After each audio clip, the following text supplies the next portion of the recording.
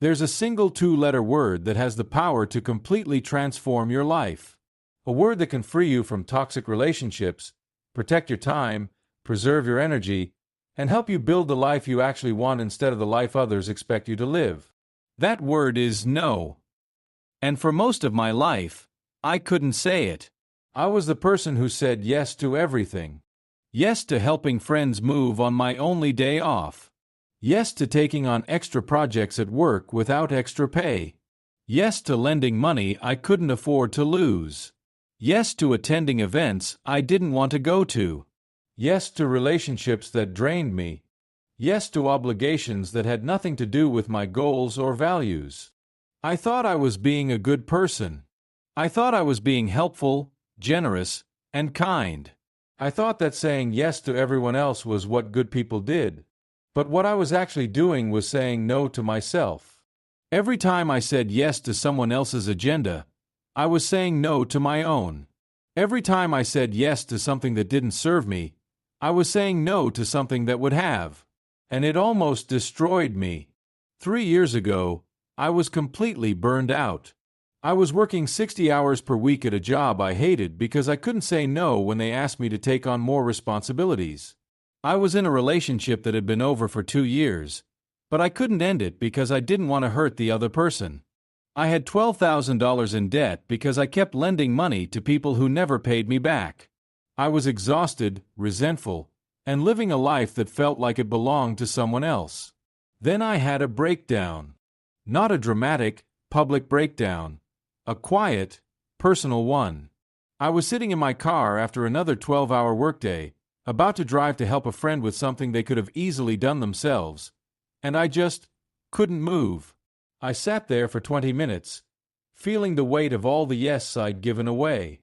All the hours, all the energy, all the pieces of myself I'd sacrificed to avoid the discomfort of saying no. And I made a decision. I decided that I was going to learn to say no, even if it made people uncomfortable, even if they got angry, even if they stopped liking me. Because living to please everyone else was killing me.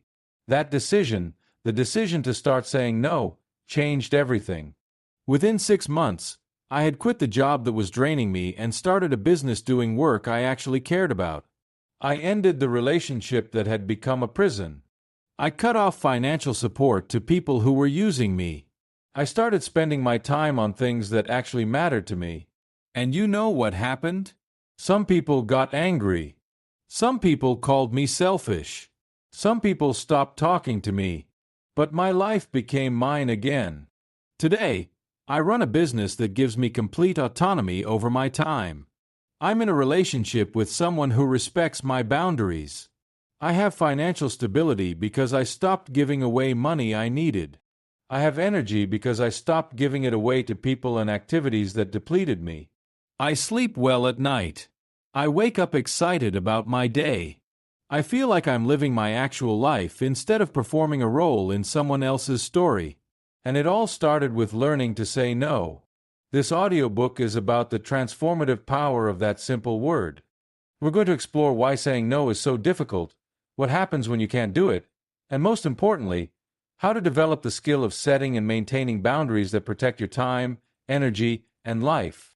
This isn't about becoming cold or selfish. It's about becoming authentic. It's about living in alignment with your values instead of in service to everyone else's expectations. By the end of this audiobook, you'll understand that saying no to the wrong things is how you say yes to the right things. That boundaries aren't walls that keep people out. They're gates that let the right people in. That protecting yourself isn't selfish. It's essential. Are you ready to reclaim your life? Then let's begin. Chapter 1. Why we can't say no before we can learn to say no effectively. We need to understand why it's so difficult in the first place.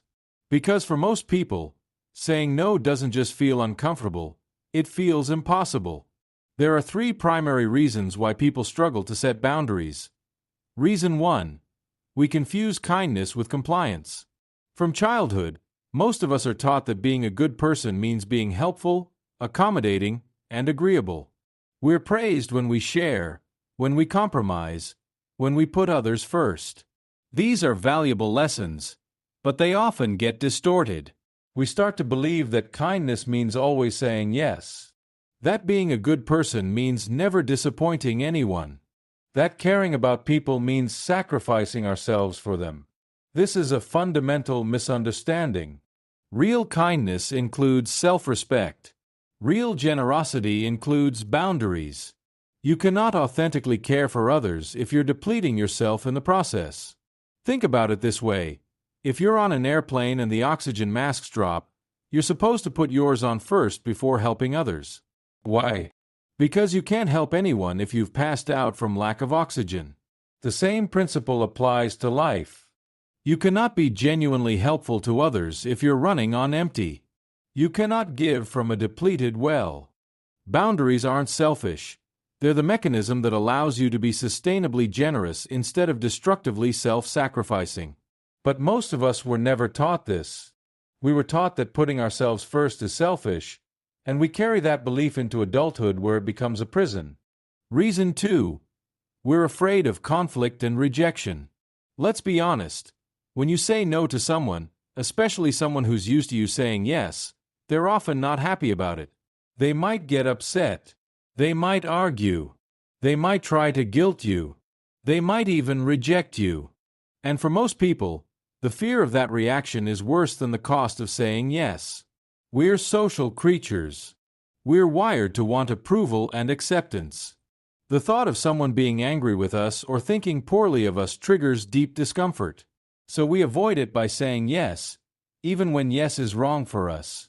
I used to be terrified of disappointing people. I would rather exhaust myself than have someone think I was letting them down. The irony is that by trying to please everyone, I was letting myself down constantly. It took me years to understand that people who genuinely care about you will respect your boundaries. And people who don't respect your boundaries don't actually care about you. They care about what you can do for them. That's a hard truth, but it's a liberating one. Because once you accept it, you can stop contorting yourself to please people who will never truly value you anyway. Reason 3. We don't believe we deserve boundaries. This is the deepest and most damaging reason.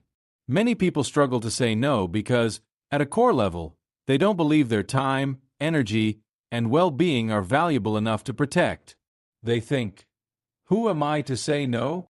My needs aren't that important. I should be stronger. I should be able to handle more. Everyone else seems to manage.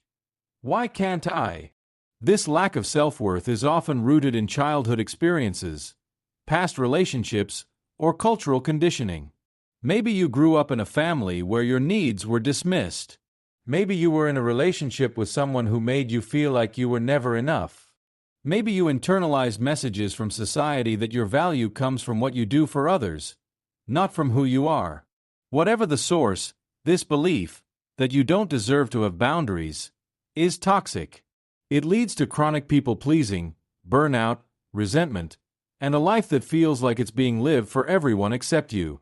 The truth is, your time is valuable. Your energy is valuable. Your well-being is valuable. You deserve to protect these things just as much as anyone else does. You don't have to earn the right to have boundaries. You have them by virtue of being human. Let me share a personal example of how these 3 reasons played out in my life. When I was 26, I had a friend named Marcus. Marcus was constantly in crisis. Every week, there was a new emergency that required my help. He needed money. He needed a ride. He needed me to listen to him vent for hours. He needed me to help him move. He needed me to cover for him at work. And every time I said yes. Not because I wanted to, but because I thought saying no would make me a bad friend, confusing kindness with compliance. I was afraid he'd be angry or would stop being my friend, fear of rejection. I didn't think my time and peace were more important than his needs, lack of self-worth. This went on for almost 2 years. And during those 2 years, Marcus never once asked how I was doing. Never once offered to help me with anything. Never once considered whether his constant demands were fair to me. Finally, one day he called asking to borrow $500. I didn't have $500 to spare. I was barely making rent. But I was about to say yes anyway, because that's what I always did. Then something inside me snapped. A voice in my head said, "How many more times are you going to set yourself on fire to keep someone else warm?" For the first time, I said no. I said, "Marcus, I can't lend you that money. I don't have it to spare, and honestly, even if I did, I need to start taking care of my own financial situation first." He exploded. He called me selfish. He said I was a terrible friend. He said he'd always been there for me, which was objectively untrue, but that's what he said. Then he hung up and never spoke to me again. And you know what? I felt terrible for about a week. Then I felt free, because I realized that relationship hadn't been serving me. It had been draining me. And the person I thought was my friend had actually just been someone who used me. Saying no to Marcus wasn't the end of a friendship. It was the end of the exploitation that I'd been enabling. This is what happens when you start setting boundaries. You discover who actually values you and who was just using you. It's painful at first, but it's ultimately liberating. Your assignment for this chapter: reflect on which of these 3 reasons resonates most with you. Do you confuse kindness with compliance? Are you afraid of conflict and rejection? Do you not believe you deserve boundaries? Write down specific examples of times when this fear or belief caused you to say yes when you should have said no. Acknowledge the pattern, because you can't change what you're not aware of. Chapter 2: The cost of chronic yes. Before we learn how to say no, we need to fully understand what's at stake. Because saying yes to everything isn't harmless, it's destroying your life in ways you might not even realize. Let's talk about the real cost of being unable to set boundaries. Cost 1: you lose your time. Time is the only truly non-renewable resource you have. Once an hour is gone, you can never get it back. Every yes you give to something that doesn't serve you is an hour you'll never have for something that does. Think about how much time you've spent on obligations you didn't want, helping people who don't appreciate it, doing things that don't matter to you. Add up those hours. That's your life you've given away. I calculated this once. In the 2 years before I learned to set boundaries, I spent an estimated 800 hours, that's 100 full days, doing things I didn't want to do for people who didn't genuinely value me. 100 days. Over 3 months of my life. Gone. Forever. And what did I get in return? Exhaustion, resentment, and relationships that weren't actually reciprocal. If I could go back and reclaim those 800 hours, I would spend them building my business, developing my skills, investing in my health, deepening relationships with people who actually care about me, and doing things that brought me joy. But I can't go back. Those hours are gone.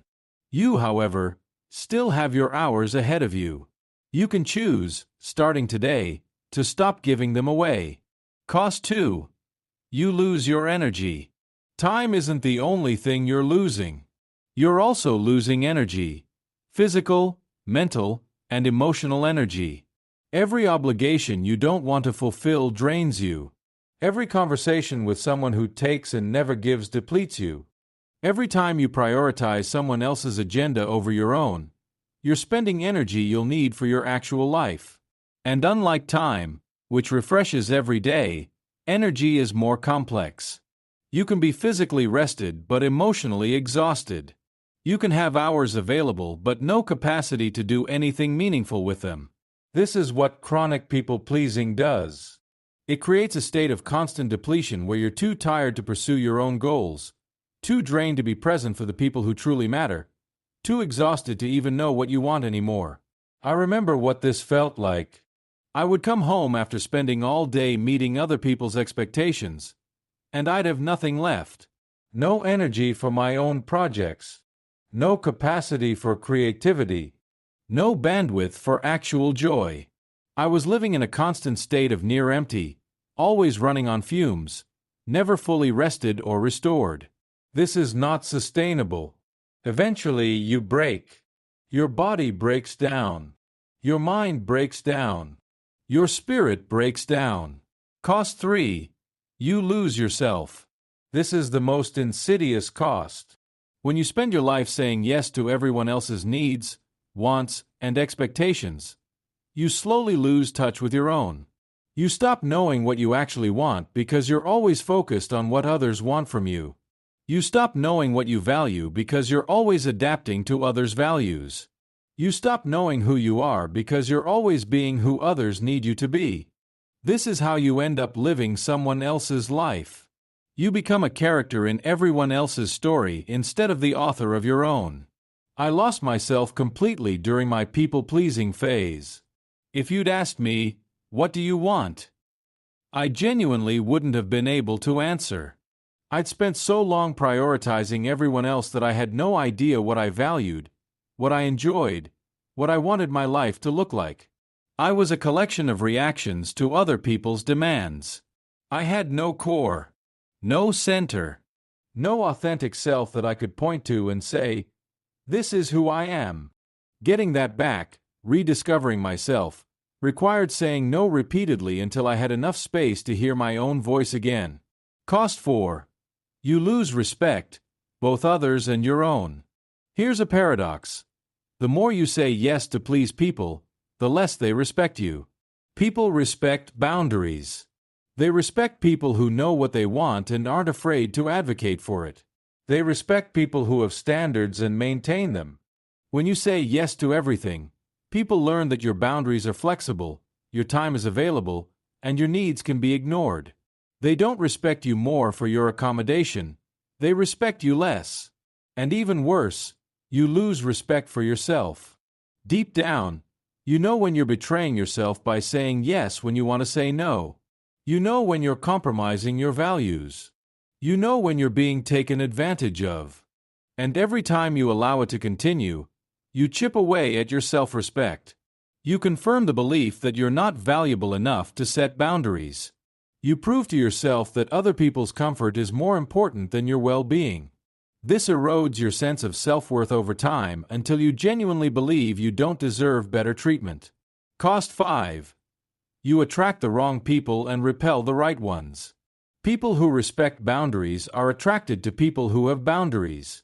People who use and manipulate others are attracted to people who can't say no. When you demonstrate that you have no boundaries, you're essentially advertising to users and takers that you're available for exploitation.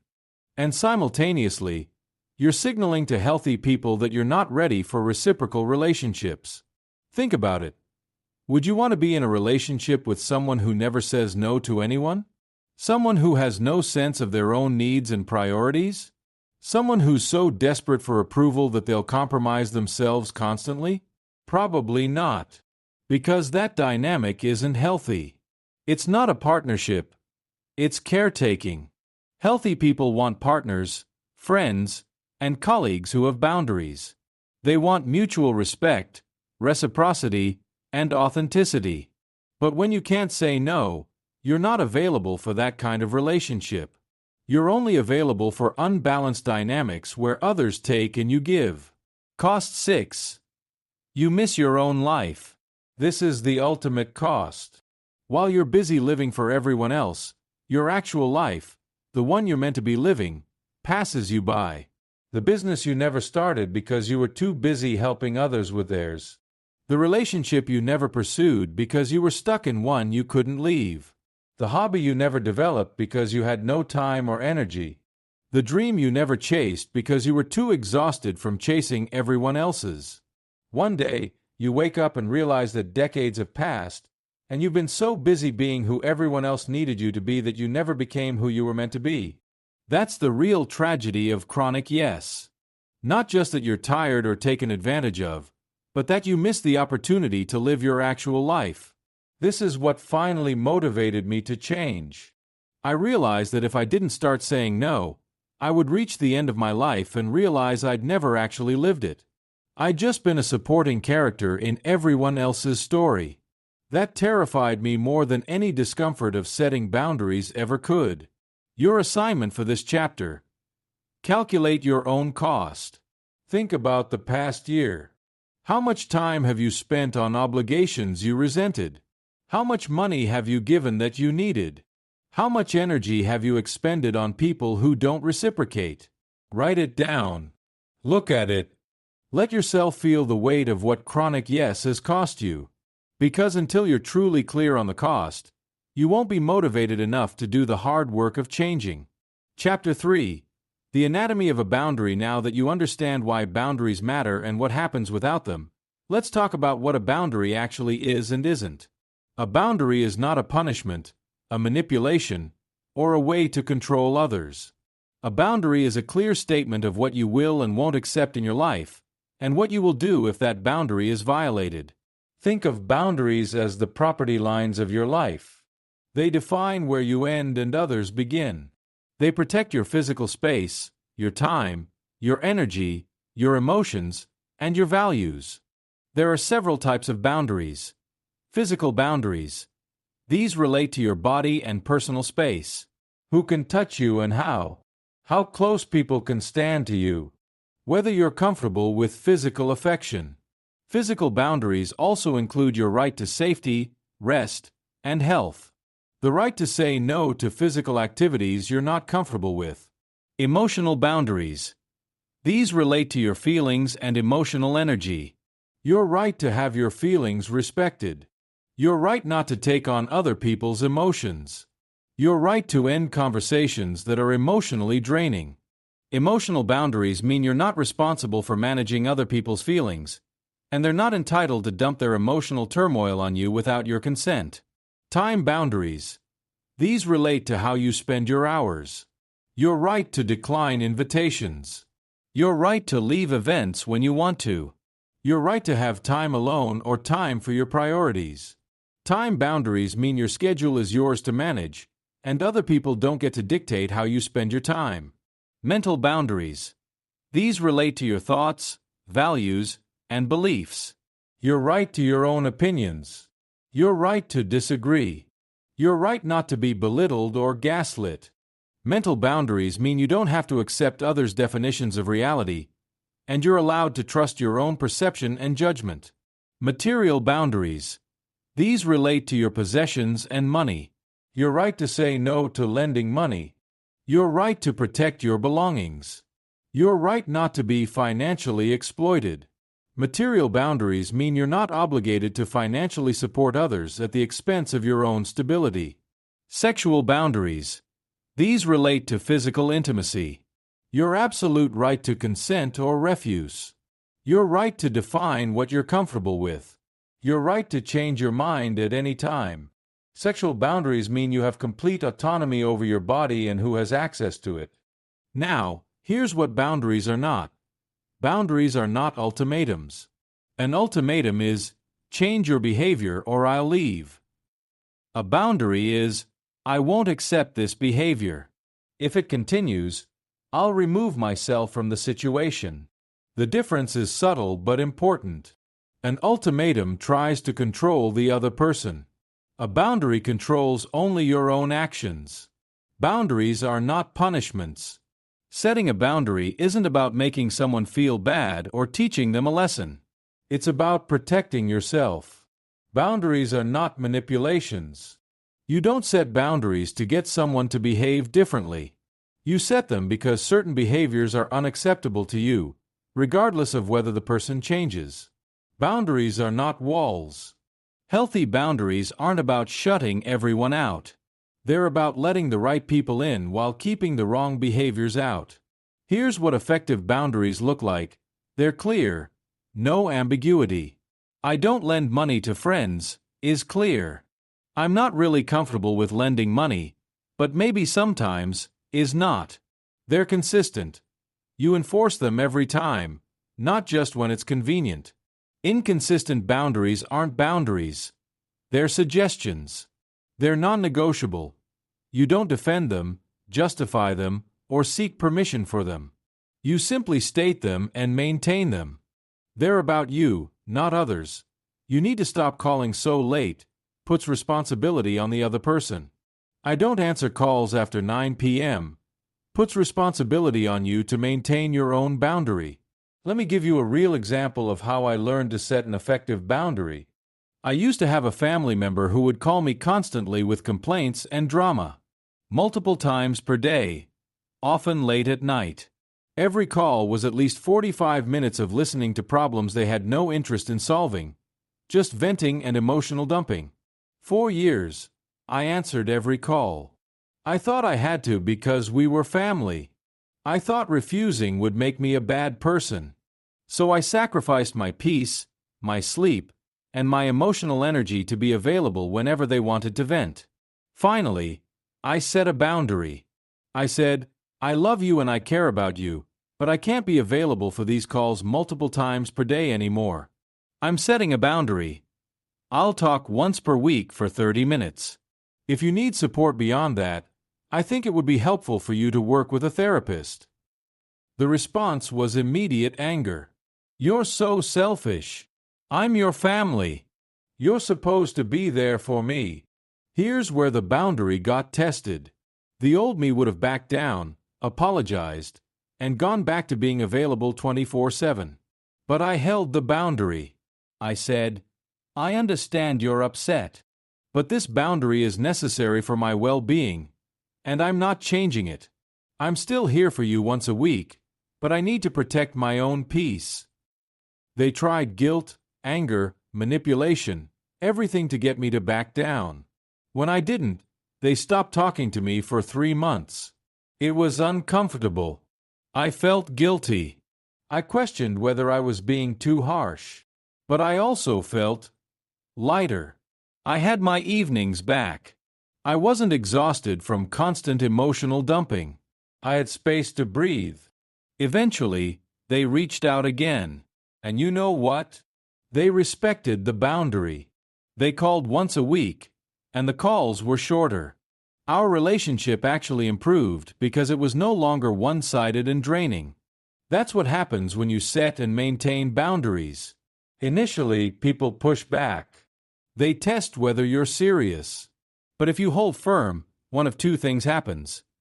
Either they adjust and the relationship becomes healthier, or they leave and you realize the relationship was never healthy to begin with. Both outcomes are ultimately positive, even if one is painful in the short term.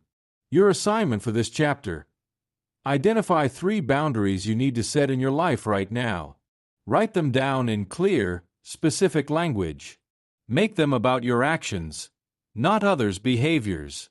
Not you need to respect my time, but I'm no longer available for unscheduled calls. Not stop asking me for money, but I've decided not to lend money anymore. Not you can't treat me like this, but I'm leaving this conversation because it's disrespectful. Get clear on your boundaries, because clarity is the first step to enforcement. Chapter 4. The Art of Saying No. Now we get to the practical heart of this audiobook. How to actually say no when someone asks something of you. This is where theory meets reality. You understand why boundaries matter. You know what boundaries you need to set. Now you need the specific language and strategies to communicate those boundaries effectively. Let's start with a basic framework for saying no. Step 1. Keep it simple. The biggest mistake people make when saying no is over-explaining. They think they need to provide extensive justification for their decision. So they launch into long explanations of why they can't do something, all the reasons they're too busy, all the circumstances that prevent them from saying yes. This is a mistake for 2 reasons. First, it signals that you're not confident in your decision. Second, it invites negotiation. Every reason you give is an opening for the other person to solve that problem and press you to say yes. Instead, keep your no simple and complete. I can't make it. That doesn't work for me. I'm not available. I'm not able to help with that. Notice: no elaborate explanation. No list of reasons. Just a simple, direct statement. Step 2. Don't justify or defend. After you say no, there's often pressure to explain why. The other person might ask, why not? Or, but what about? You don't have to engage with this. Your no is complete as stated. You can simply repeat, it just doesn't work for me, or I've thought about it and the answer is no. If they push further, you can say, I don't need to justify my decision. The answer is no. This feels harsh at first. We're taught that we owe people explanations. But you don't. No is a complete sentence. Step 3. Don't apologize unless you've actually done something wrong. Pay attention to how often you start declining requests with, "I'm so sorry, but..." Why are you apologizing? You haven't done anything wrong. Having boundaries isn't something to apologize for. Compare these two responses. "I'm so sorry, I just can't take on any more projects right now. I'm really sorry, I feel terrible about it." Versus, "I'm at capacity right now, so I'm not taking on new projects." The first is apologetic and weak. The second is clear and confident.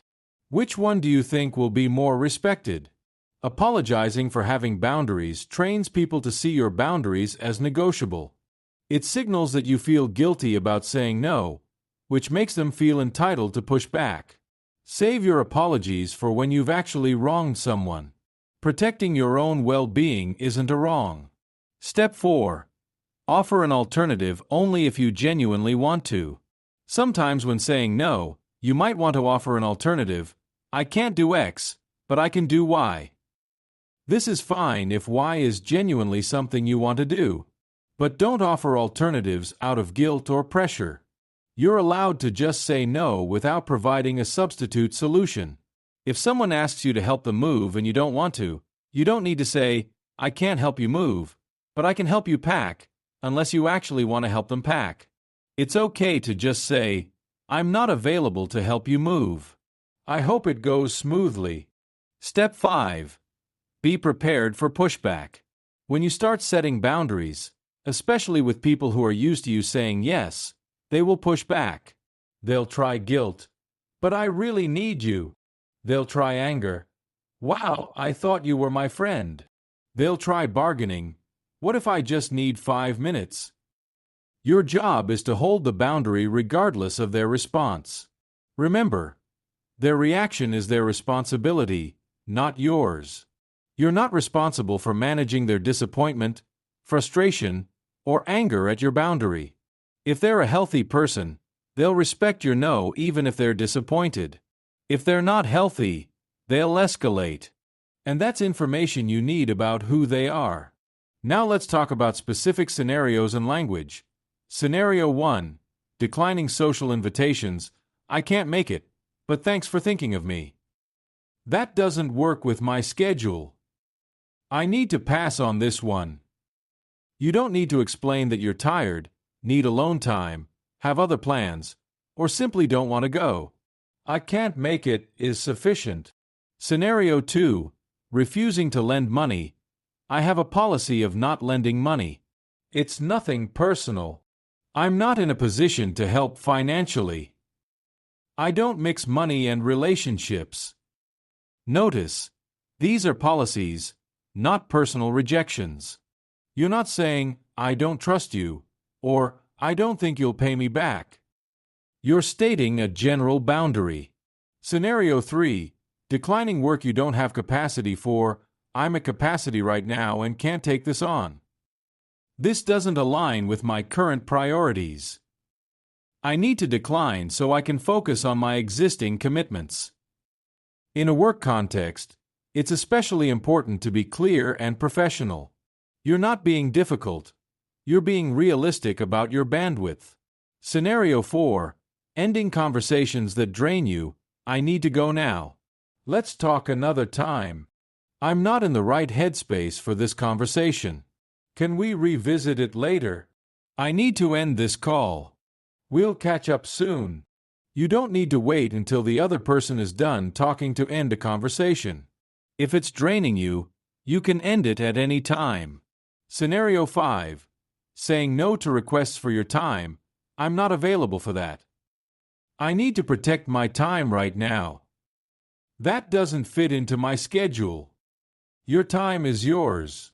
You don't need permission to say no to someone else's request for it. Now, let's talk about the guilt that comes with saying no. Every time you say no, especially in the beginning, you'll probably feel guilty. This is normal. You're going against years of conditioning that told you saying yes makes you good and saying no makes you selfish.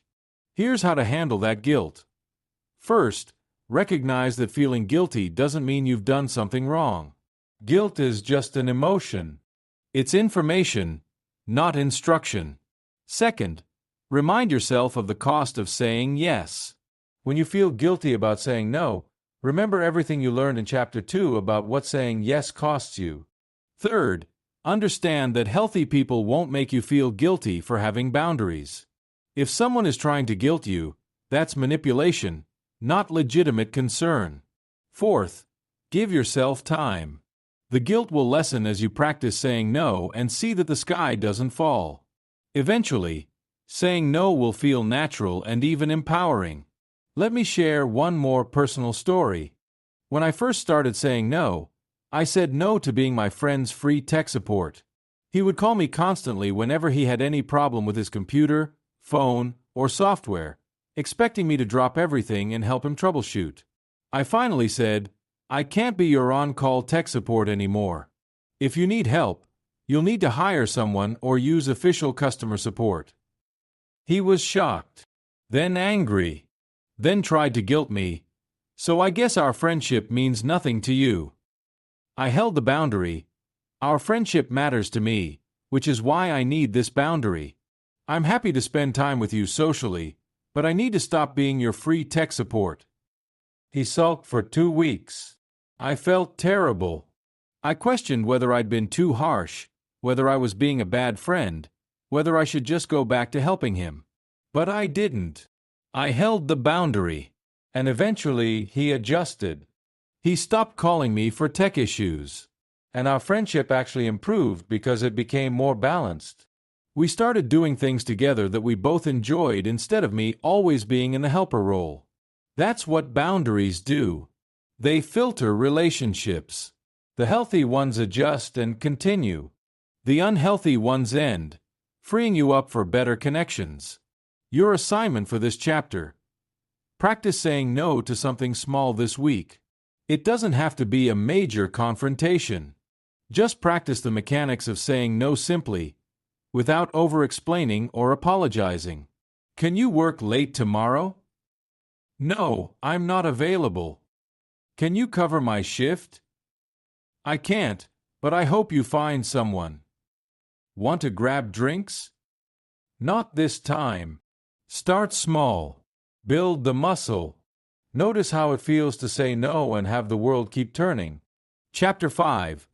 Boundaries in different relationships. Boundaries work the same in principle across all relationships, but the specific challenges vary depending on the type of relationship.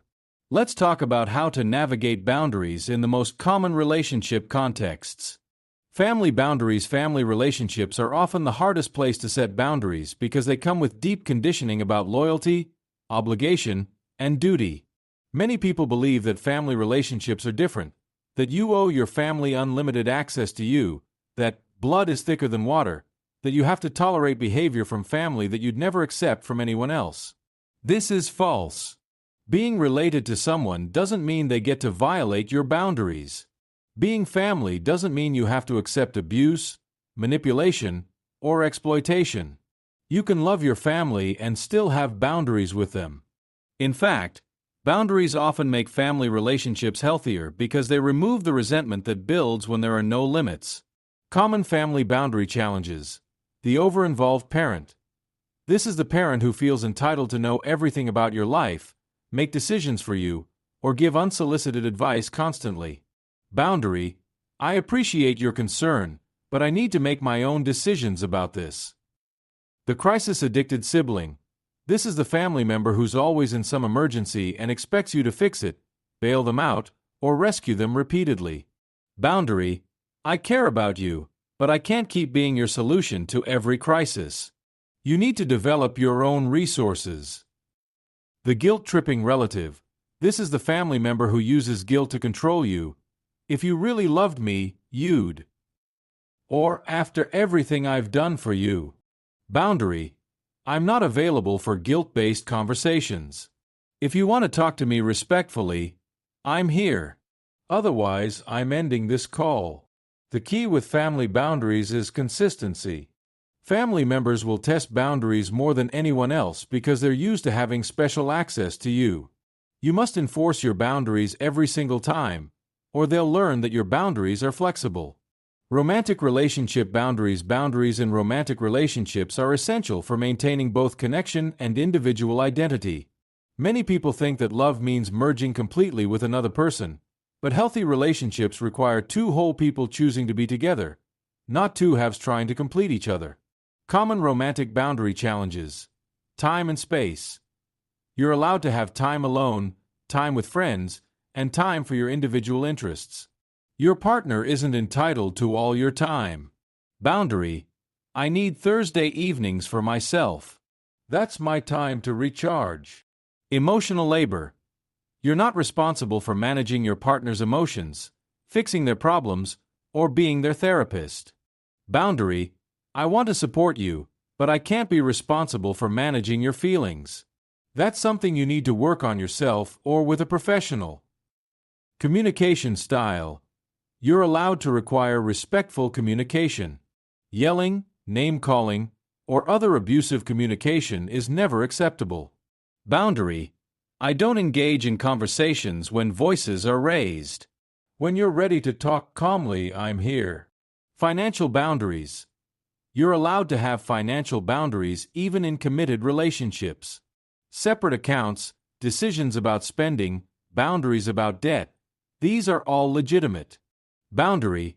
I'm comfortable contributing X amount to shared expenses, but I'm maintaining my own savings separately. The challenge in romantic relationships is that boundaries can feel like rejection to a partner who's used to unlimited access. The key is communicating that boundaries aren't about loving them less. They're about maintaining your individual well-being so you can be a healthy partner. Friendship boundaries. Friendships should be reciprocal, nourishing relationships.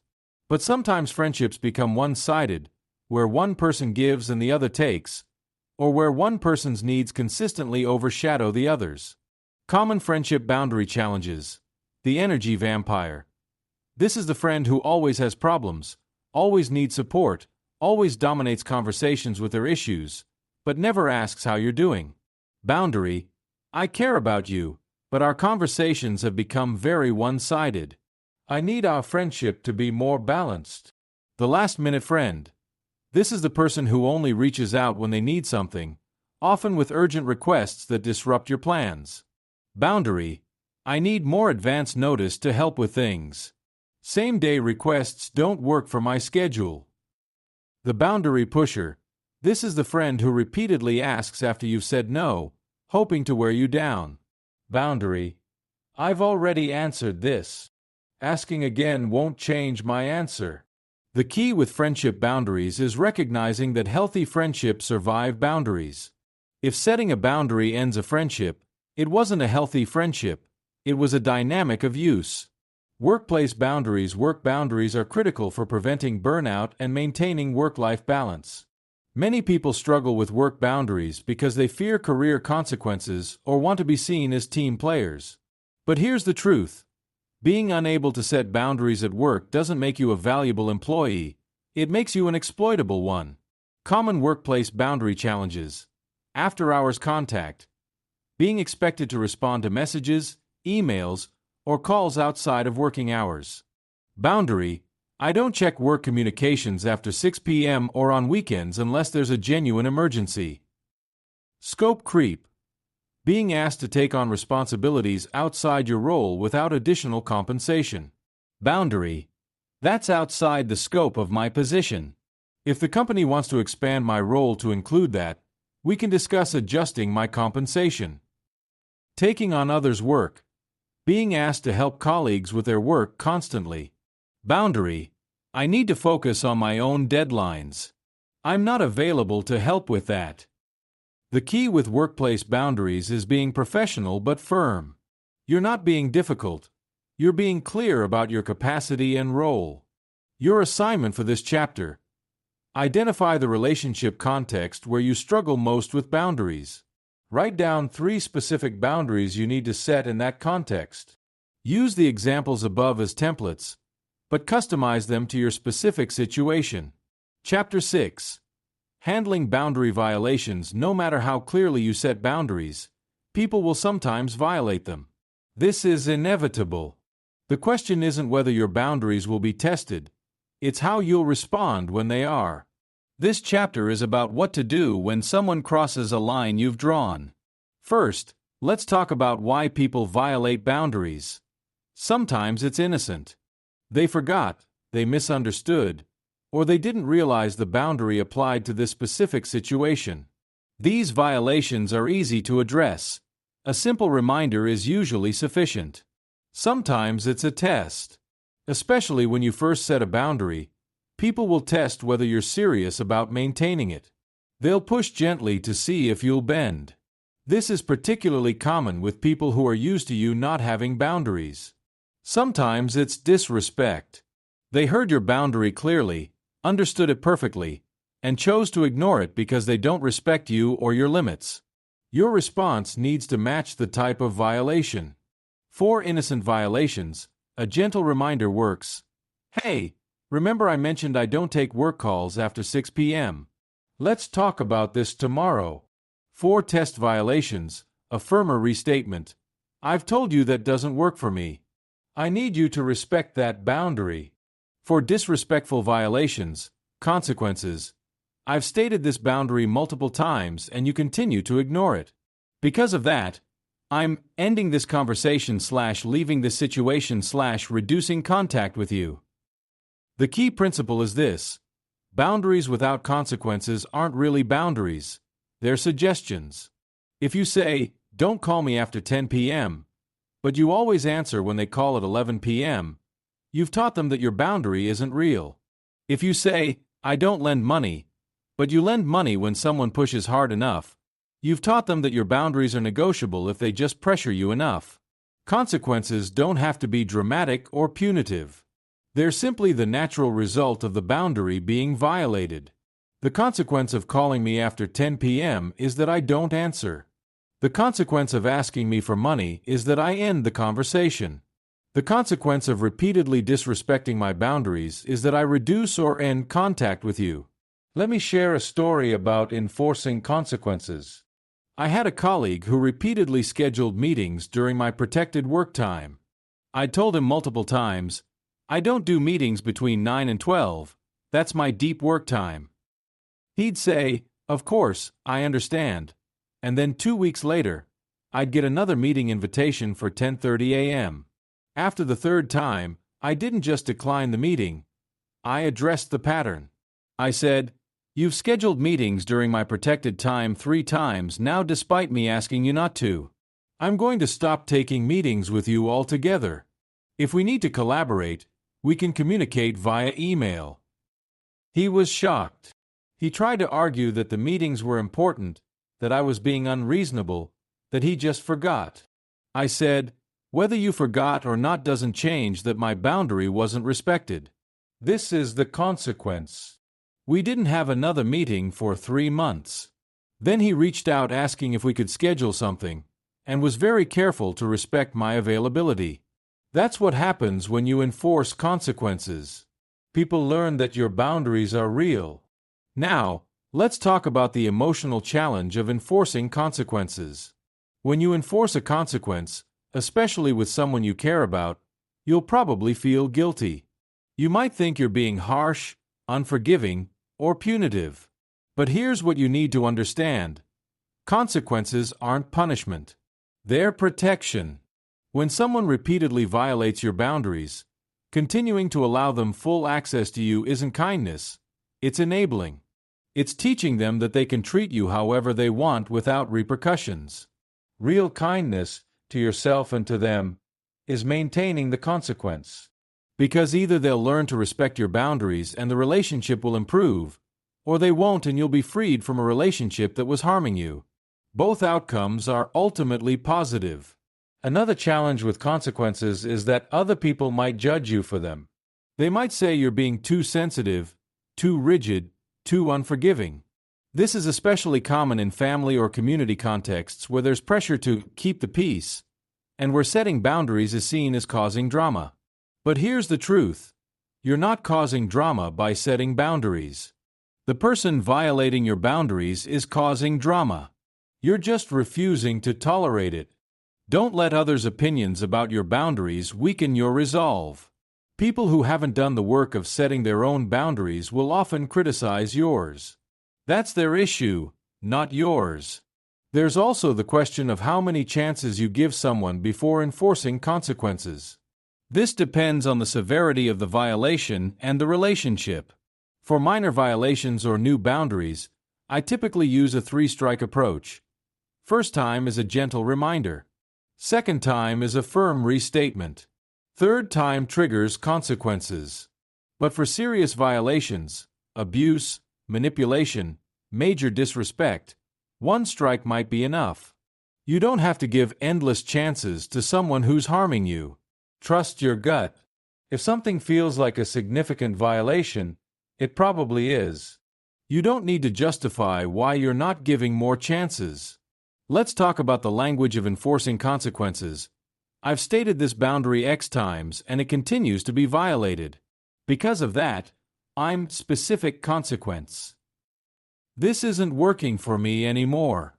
I need to reduce contact / end this relationship / step back. I've been clear about my limits. Since they're not being respected, I'm no longer available for a specific situation. Notice, you're not asking permission. You're not seeking understanding or agreement. You're simply stating what you're going to do. One final point about consequences. Sometimes the consequence of repeated boundary violations is ending the relationship. This is hard, especially with long-term relationships, family members, or people you have history with. But sometimes it's necessary. If someone repeatedly demonstrates that they won't respect your boundaries, continuing the relationship just means continuing to be violated. You might hope they'll change. You might think if you just explain better or try harder, they'll finally understand. But the truth is, if someone has repeatedly violated your boundaries despite clear communication, they understand perfectly. They just don't care. And you deserve relationships with people who care about your well-being enough to respect your limits. I've had to end several relationships because of repeated boundary violations. Each time it was painful. Each time, I questioned whether I was being too harsh. But looking back, ending those relationships was one of the healthiest things I ever did. It freed up space for relationships with people who actually value me, and it reinforced to myself that I'm worth respecting. You are too. Your assignment for this chapter: think about any current boundary violations in your life. Is someone repeatedly crossing a line you've drawn? What consequence does that violation warrant? Write down the consequence you're going to implement the next time that boundary is violated. Then follow through. Chapter 7. Rebuilding relationships with boundaries. Setting boundaries often changes your relationships. Sometimes for the better, sometimes for the worse, but always significantly. This chapter is about navigating those changes and rebuilding relationships on a healthier foundation. When you first start setting boundaries, especially if you've never had them before, the people in your life will react. Some will respect your boundaries and the relationship will become healthier. Some will push back hard and the relationship will become contentious. Some will disappear, revealing that the relationship was never really reciprocal. All of these outcomes can be painful, but they're also clarifying. Boundaries reveal the true nature of your relationships. Let's talk about each type of response. Response type 1. Respect and adjustment. This is the ideal response. You set a boundary, the person is surprised or disappointed but ultimately respects it, and the relationship adjusts to incorporate your limits. This happens most often with healthy people who genuinely care about you. They might not love your boundary, they might be disappointed that you're no longer available in all the ways you used to be, but they respect your right to have limits. These relationships often become stronger after boundaries are set because they become more balanced. Instead of one person giving and the other taking, there's now reciprocity. If this is how someone responds to your boundaries, invest more in that relationship. These are your people. Response type 2. Resistance and testing. This is the most common initial response. You set a boundary and the person pushes back. They question it, challenge it, try to negotiate it, or simply ignore it hoping you'll give in. This doesn't necessarily mean the relationship is unhealthy. It might just mean the person is adjusting to a new dynamic. Your job is to hold firm. Keep restating the boundary. Keep enforcing consequences when it's violated. Be consistent. What happens next is revealing. If the person eventually adjusts and respects the boundary, the relationship can be salvaged. If they continue to resist indefinitely, you know this person doesn't respect you. Give it time, but not unlimited time. If someone is still fighting your boundaries after several months of consistent enforcement, they're choosing not to respect you. Response type 3. Escalation and manipulation. This is the concerning response. You set a boundary and the person escalates. They get angry, use guilt, make threats, or try to manipulate you into backing down. If you really loved me, you wouldn't do this. You're being so selfish. I guess I know where I stand with you. After everything I've done for you, this is how you treat me? This response reveals that the relationship has been unhealthy. This person was benefiting from your lack of boundaries, and they're angry that their access to you is being restricted. Do not back down. This is exactly when you need to hold your boundary most firmly. These relationships often end. And that's okay. Someone who tries to manipulate you out of having boundaries doesn't actually care about you. They care about what you provide for them. Response type 4. Withdrawal and distance. Sometimes people respond to boundaries by simply pulling away. They don't fight, they don't argue, they just become less available, less engaged, less present in your life. This can hurt because it feels like rejection. But it's actually information. This person was in the relationship for what they could get from you. When you stopped providing that, they lost interest. Let them go. Don't chase them.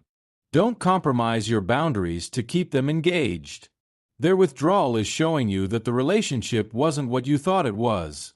Now, let's talk about how to rebuild relationships after boundaries have been set and tested. For relationships that survive the initial boundary setting phase, there's usually a period of awkwardness. The dynamic has changed. Old patterns are broken. Neither person is quite sure how to interact anymore. This is normal.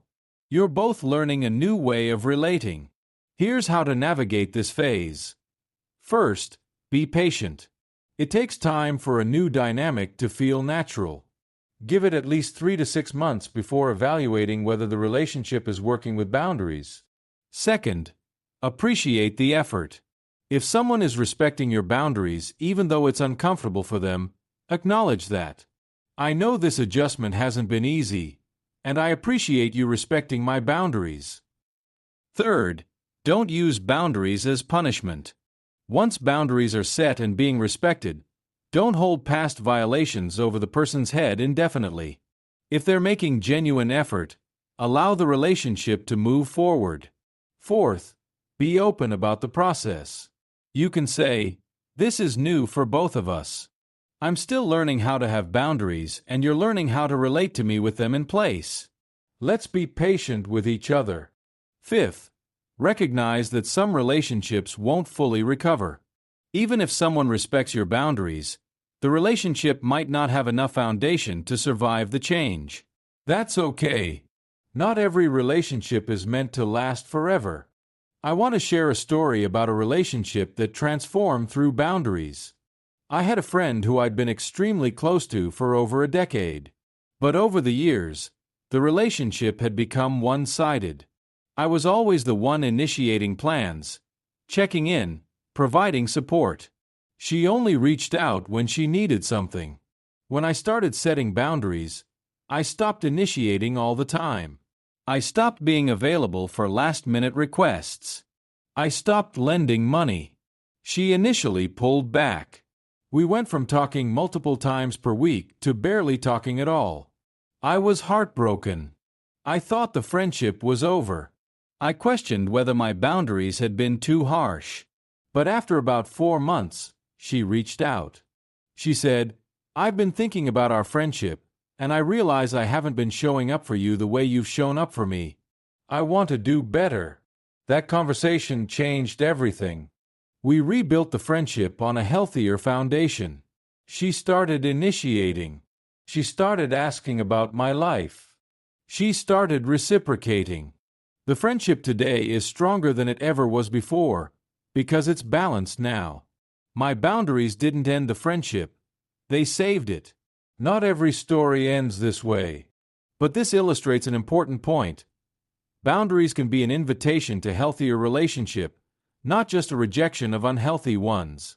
When you set boundaries, you're essentially saying, "This is how I need to be treated to stay in this relationship." That gives the other person a choice. They can rise to meet your standards, or they can leave. Either way, you win. Either you get a healthier relationship, or you get free from an unhealthy one. Your assignment for this chapter: think about the relationships that have been most affected by your boundaries, or the boundaries you're planning to set. For each relationship, identify which response type you're seeing or expect to see. Then decide, is this relationship worth rebuilding if the person respects boundaries? Or is it time to let it go? Chapter 8. Self-care as boundary enforcement. The final dimension of boundaries is the most important. Boundaries with yourself. Many people focus entirely on external boundaries, what they'll accept from others. But internal boundaries, what you'll accept from yourself, are equally critical. Self-care isn't selfish indulgence. It's boundary enforcement with yourself. It's saying no to your own self-destructive patterns, your own tendency to overextend, your own impulses that don't serve you. Let's talk about common areas where internal boundaries matter. Work boundaries with yourself. It's easy to blame your job for overworking you. But often, you're overworking yourself. You answer emails at midnight not because anyone is making you, but because you can't stop yourself.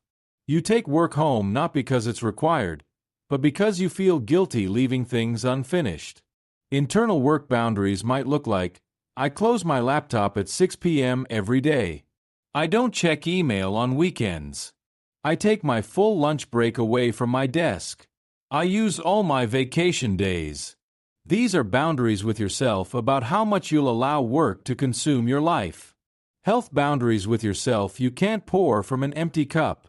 You need physical and mental health boundaries that protect your body and mind. Internal health boundaries might look like, I get 7 to 8 hours of sleep every night, no exceptions. I exercise at least 30 minutes per day. I eat meals without screens. I schedule regular medical checkups. These are boundaries with yourself about taking care of your physical vessel. Emotional boundaries with yourself. You need boundaries around how you treat yourself emotionally. Many people are harsher to themselves than they'd ever be to someone else. Internal emotional boundaries might look like, I don't engage in negative self-talk. I don't ruminate on past mistakes for more than 10 minutes. I give myself permission to feel emotions without judging them. I speak to myself the way I'd speak to a good friend. These are boundaries that protect you from your own internal critic. Financial boundaries with yourself. Money boundaries aren't just about what you'll spend on others. They're about what you'll allow yourself to do financially. Internal financial boundaries might look like, I save 20% of every paycheck before spending on anything else. I don't make purchases over $200 without waiting 24 hours. I track my spending weekly. I don't use credit cards for non-emergencies. These are boundaries that protect you from your own impulse spending or financial self-sabotage. The challenge with internal boundaries is that there's no external enforcer. No one is going to stop you from working until midnight or eating junk food or spending money you shouldn't spend. You have to be your own boundary enforcer. This requires something most people struggle with: self-discipline. But here's a reframe that might help. Self-discipline isn't punishment. It's self-respect. When you enforce boundaries with yourself, you're demonstrating that you value yourself enough to protect yourself, even from yourself. Every time you honor a boundary with yourself, you build self-trust. You prove to yourself that you can rely on you. This is one of the most important relationships you'll ever develop. I struggled with internal boundaries for years. I could set boundaries with others, but I couldn't set them with myself. I'd work myself to exhaustion. I'd skip meals. I'd sacrifice sleep to get more done. I'd spend money impulsively when I was stressed. I was violating my own boundaries constantly. Finally, a coach asked me, "If you had a child, would you let them treat themselves the way you treat yourself?" The answer was obviously no. I wouldn't let a child I cared about work 80 hours per week, survive on 5 hours of sleep, and eat one meal a day while sitting at a computer. So why was I allowing myself to do that? That question changed everything. I started treating myself with the same care I'd show to someone I loved. I set boundaries with myself and I enforced them, not because I had to, but because I deserved to be treated well, even by myself. Here's how to implement internal boundaries.